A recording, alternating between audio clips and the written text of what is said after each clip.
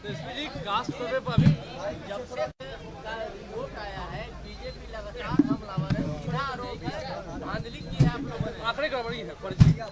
कोई मतलब नहीं रखता ना, उनके बोलने से कोई फर्क तो पड़ने वाला नहीं है।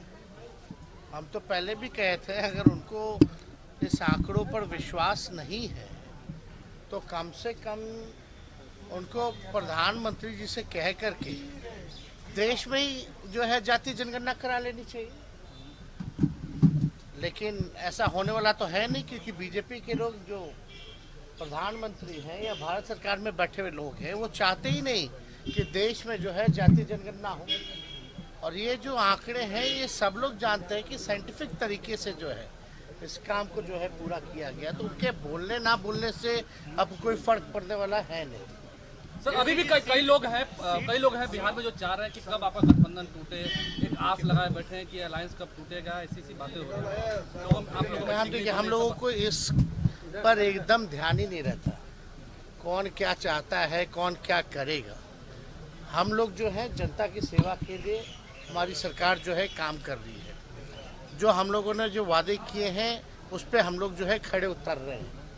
सारी चीज़ें आप देख लीजिए, जिस प्रकार से चाहे रोजगार के सवाल पर कोई हम तो पूछ रहे हैं उन्हीं भाजपा वाले लोगों से कि एक राज्य बता दीजिए जहां लाखों की तादाद में जहां बहालियां कौन सा राज्य है जो निकाल रही है, एक राज्य बता दो। हम लोगों ने जातीय जनगणना का कमिटमेंट किया था, हम लोगों ने मानदेय बढ़ाने की बात की थी, विकास मित्र हो, तालकी मरकज हो, आशा वर्कर हो, इन सब लोगों का जो है मानदेय जो है दुगुना जो है किया गया।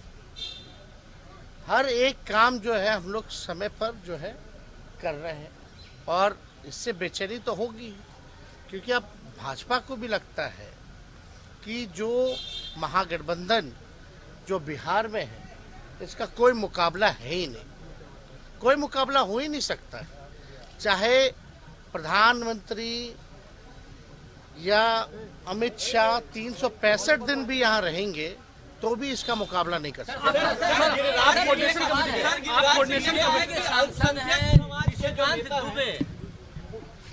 बीजेपी के एमपी हैं, उन्होंने आरोप लगाया है कि टीएमसी की जो सांसद सवाल पूछती है, बेकार का आरोप है और इस पे तो हमको पढ़ना नहीं चाहिए। देश की जनता जान रही है कि हो क्या रहा है। जो सवाल पूछ रहे हैं, जो सच बोल रहे हैं, उन पे कार्रवाई की जा रही है। तो एक खास है देश के, जिसकी वजह से बीजेपी पार्टी जो है चलती है, तो उसके बचाव के लिए जो भी भाजपा के सांसद जिनका नाम ले रहे हैं वो क्या क्या करते हैं नहीं करते हैं, हर एक राजनेता, हर एक पॉलिटिशियन जो है उनके बारे में जानता है। तो ये बताने की ज़रूरत नहीं है।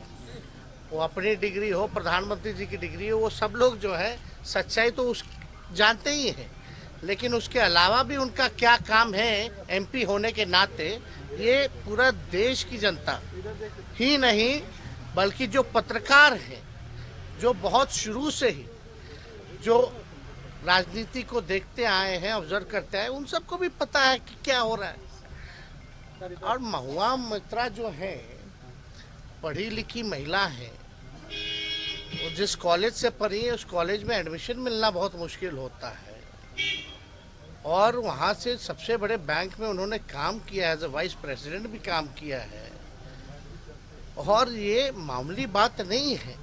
तो उनकी काबिलियत पे तो हम सवाल उठा ही नहीं सकते। जो लोग ये कर रहे हैं, ये तो पार्लियामेंट का जो गुस्सा है वो निकाला जा रहा है। पार्लियामेंट में एक खास लोग के बारे में बात की जा रही है, उनके प्रति सवाल उठाया जा रहा है, तो कार्रवाई हो रही है। तो चरित्र हनन करना, बदनाम करना, तो ये बीजेपी का पुराना से ही जो है मॉडल रहा है। सर आप कोऑर्डिनेशन कमेटी के सदस्य हैं, ये शीट शेयरिंग कब तक? ये शीट शेयरिंग कब तक? आप कोऑर्डिनेशन कमिटी के सदस्य भी हैं इंडिया अलायंस में, ये शीट शेयरिंग वाली बात इंडिया में कब तक हो जाएगी? और ये भी कहा जा रहा है तेजस्वी जी की सीट शेयरिंग में आरजेडी के कई ऐसे ताकतवर या दिग्गज उम्मीदवार हैं जिनको निराशा हाथ लग सकती है। आप लोगों का देखिए कयास का बाजार भी चालू रहना चाहिए। सारी बातें पहले आ जाएंगी तो आप लोग बाकी दिन क्या न्यूज़ दिखाइए। तो एक बात समझ लीजिए, सीट शेयरिंग जो है बिहार में कहीं कोई कठिनाई नहीं है। अरे जब विधानसभा में 2015 में जब ज़्यादा सीटें थी तब बड़ी आसानी से कर लिया गया। ये तो 40 सीटों की बात है, तो यहाँ कोई दिक्कत होने वाला नहीं है। दिक्कत वहाँ होने वाला है जो लोग कूद कूद करके गए हैं या जिनको ले गया गया है, वहाँ कौन किसको क्या करेगा, पहले आप लोगों को तो उस पर जो है बातें करनी चाहिए। सर, गिरिराज सिंह ने कहा है कि अगर देश में अल्पसंख्यक समाज नहीं होता तो तुष्टीकरण की राजनीति महागठबंधन नहीं करती। देखिए उनकी बातों का ना हम लोगों को वैल्यू नहीं देना चाहिए। उनकी बातें जो होती हैं प्रधानमंत्री जी को खुश करने की होती है। अभी तो बातें चल रही है भाजपा में कि 2 टर्म से ज़्यादा किसी को जो है मौका नहीं मिलेगा। तो उसी फेरा में बहुत ऐसे नेता हैं जो चाह रहे कि तीसरी बार भी जो है टिकट मिले। लालू जी की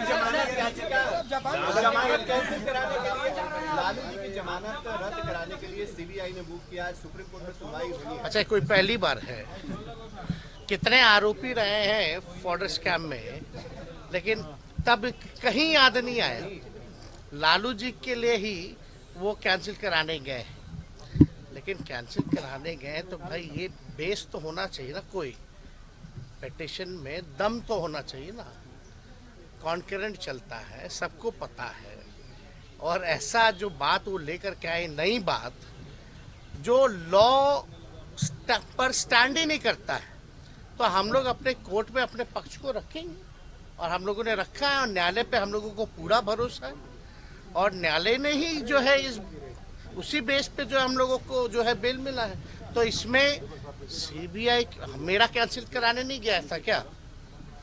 आप लोगों को याद है जब डिप्टी सीएम बने थे तो उसके कुछ ही दिन बाद जब रेड पड़ा था, जब हमने असलियत उजागर की थी सो कॉल्ड मॉल के बारे में, जब चैलेंज किया था, तो मेरा बेल कैंसिलेशन के लिए नहीं गया था क्या सीबीआई?